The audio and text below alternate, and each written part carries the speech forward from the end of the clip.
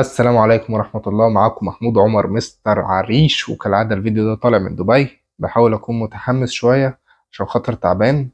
الفيديو النهاردة عن الانشورنس أو عن التأمين الصحي في مجال الفنادق. أنا بتكلم وبوضح المجال اللي أنا عارفه، اللي أنا درسه، عشان خاطر محدش يقولي لأ ده مجال كذا أو شركة كذا بتدي كذا. لأ، أنا بتكلم على مجال الفنادق، وبالتحديد دلوقتي في الإمارات.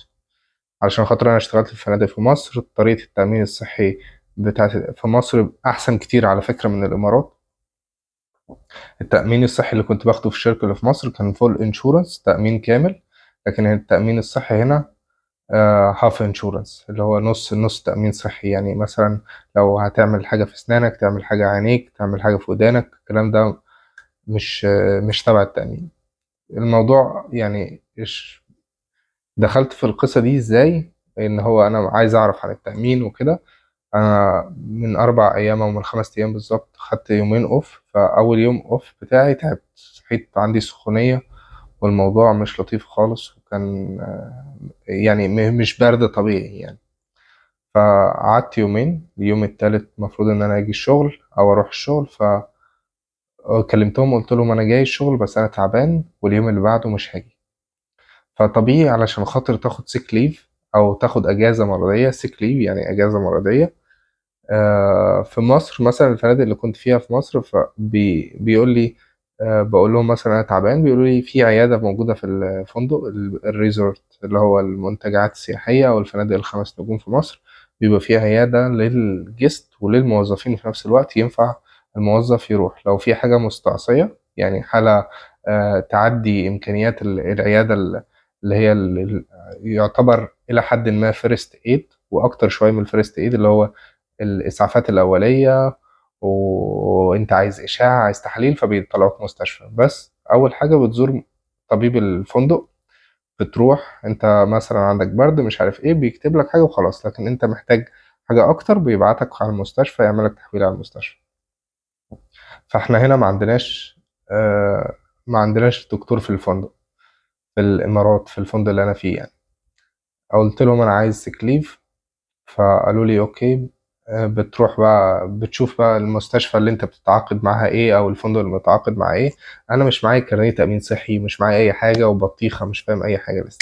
رحت الاتش ار وقلت لهم انا عايز عايز التامين الصحي بتاعي يعني او كده. قالوا لي احنا بعتناه لك على الايميل على الريسبشن. قلت لهم طب اوكي، انا بروح فين دلوقتي او بعمل ايه او بدفع كام او كده؟ المفروض تامين صحي ما بدفعش حاجه. بس انا كان عندي معلومه، حتى لو عندي تامين صحي بدفع حاجه رمزيه. يعني مثلا الكشف ب 500 درهم بدفع 20 درهم، بدفع 25 درهم. علشان خاطر اخد سيك ليف، اللي هو اخد اجازه مرضيه، بدفع 80 درهم كده يعني. فقالوا لي لا، انت لسه في البريبريشن بيريود، هو فترة التدريب بتاعتك بتبقى حوالي 3 شهور. انا فاضل لي مثلا 5 ايام واخلص فترة التدريب ديت. فقالوا لي انت لو خدت سكليف، خدت اجازة مرضية، هتكون على حسابك. بس لو هتروح تكشف هتدفع حاجة رمزية. يعني مثلا كشف ب 500 درهم، انا هدفع 25 درهم. الادوية بتاعتي آه، بمثلا ب100 درهم، انا هدفع 10 15 درهم. وعشان اخد السيك ليف، علشان خاطر اعمل سيك ليف فورم، هدفع 70 80 درهم. يعني انا هدفع لي مثلا 150 درهم. وهاخد الاجازه، هاخد السيك ليف دوت على حسابي يعني. السيك ليف او الاجازه المرضيه انت بتشتغل، او مثلا بيتحسب لك يوم شغل، يوم الا ربع. يعني مثلا بياخد مرتبك في اليوم دوت 100 درهم، هم بيدوك 75، بيخصموا 25% من إجمالي مرتبك في اليوم ده أو يوميتك في اليوم ده بالعربي خالص. فأنا الأجازة المرضية لو خدت يوم أو 2 أو 3 كلها هتبقى مش مدفوعة الأجر. يعني هاخد الأجازة على حسابي، وأنا كل اللي محتاجه، أنا أصلا اشتريت الدواء بتاعي. أنا عارف أنا عندي إيه خلاص، وريحت يومين في البيت قبل ما أطلب السكليف دوت. فأنا مش محتاج حاجة. أنا كل اللي أنا محتاجه إن أنا آخد ريست، محتاج راحة جسدية يعني. انا رحت الشغل يوم بين في ايام تعب دوت، بس حاسس ان انا مش متزن، واحنا بنتعامل مع فلوس وعملة وحاجات كتير وارقام. فايه، قلت ان انا افضل في البيت احسن. فلما لقيت الموضوع ان انا مثلا ادفع لي 150 درهم و... واجازتي كمان عليا، انا مش محتاج. انا مثلا عندي بي اتش، اللي هي البي اتش ديت بيتقال عليها اللي هي الاجازات الرسميه. عندي رصيد بي اتش، عندي كان بعد العيد، انا ليا 3 ايام اجازه في العيد، خدت منهم يومين فانا لسه عندي يوم. فمدولي ادوني دي اوف ده، قلت لهم انا عايز دي اوف عادي او كده، بي اتش، مش عايز سيك ليف، مش عايز اجازه مرضيه. فاخدته النهارده بقى، المفروض رايح الشغل كمان ساعه، كمان نص ساعه. الباص بتاعي 11 وربع بالليل، من 12 ل 9 ونص الصبح. لسه اخد مكالمه من المدير بتاعي، راجل مصري محترم. الديسك مانجر بتاعي قال لي بص، هو فاضل 15 اوضه على الرايفل، فاضل 15 اوضه على الوصول، فخليك في البيت ما تجيش. يعني كفاية واحد فيه، واحد زميلي نايت شيفت، فهو هيكمل يعني لوحده. فبالنسبة للتأمين الصحي هنا، أنا مش شايف إنه حلو بالنسبة لمجال الفنادق يا جماعة. أنا كنت في شركة في مصر، شركة، لما بقول شركة قصدي فندق يعني. كان التأمين بتاعي في الغردقة في مستشفى اسمها النيل، مستشفى خاصة. بروح أعمل أي حاجة يعني بعد الشهر، لو عندك أي حاجة 100,000 جنيه، 200,000 جنيه، مليون جنيه هيدفعها لك الأوتيل، هيدفعها لك. لو هتعمل عملية بملايين، الأوتيل هيدفع عنك، مش يعني مش هيخلوك تدفع حاجة. وفي نفس الوقت مثلا أنت هتعمل عملية ب100,000 جنيه، لو أنت رحت مثلا تعملها بره، لقيتها ب150,000 جنيه، 120,000 جنيه، وأنت مش عايز تعملها في الفندق، بتروح تعمل العملية ديت وتاخد مثلا فاتورة إن أنت دفعت 150,000 جنيه، بتروح الفندق تديهم الفاتورة ديت، هم يشوفوا في المستشفى بتاعة النيل ديت هي بتتعمل بكام، ب100,000، هيدوك 100,000. احنا بنعملها ب100,000، انت عايز تعملها بره ب150، ادفع ال50 معاك. بس الصراحة كتر خيرهم، الناس زي الفل. هما يعني مقدرين دوت في مستشفى معينة هتديهم الخدمة ديت بمبلغ قد كذا، فهم هيدوك الخدمة على الأساس دوت، أو هيدوك المبلغ على الأساس دوت. هنا بالنسبة للمستشفيات، ومش هتكلم على خدمة، هو الخدمة أكيد محترمة، وخدمة يعني مستشفيات نظيفة وعيادات نظيفة وكل حاجة، بس الفلوس يا حبيب قلبي. علشان خاطر بس تعمل استشارة، عشان خاطر الدكتور يعدي بس يبص عليك كده، هتدفع 500 درهم.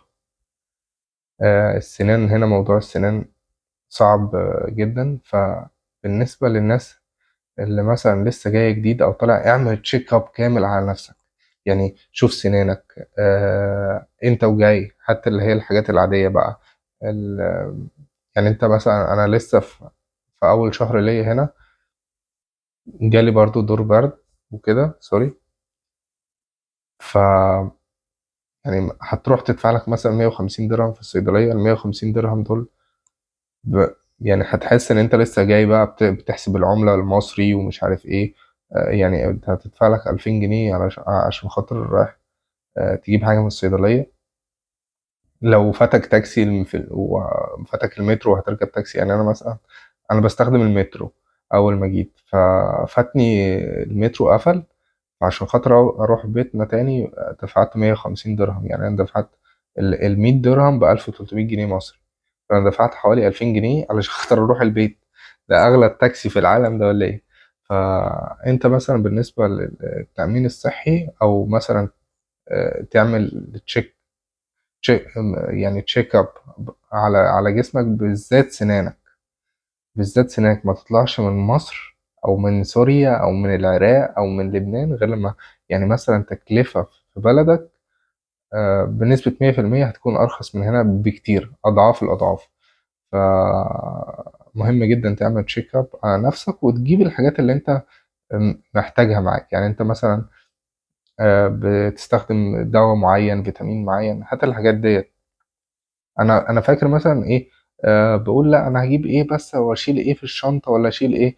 بالنسبه للهدوم انت مش محتاج، يعني ايه، لما تشتغل مش هتحتاج تلبس، انت بس هات البدلتين الجمال بتوعك. عشان خاطر هنا انت لو حلاق ورايح تعمل انترفيو بتعمله ببدله، فكل الناس هنا بتلبس بدله في الانترفيو.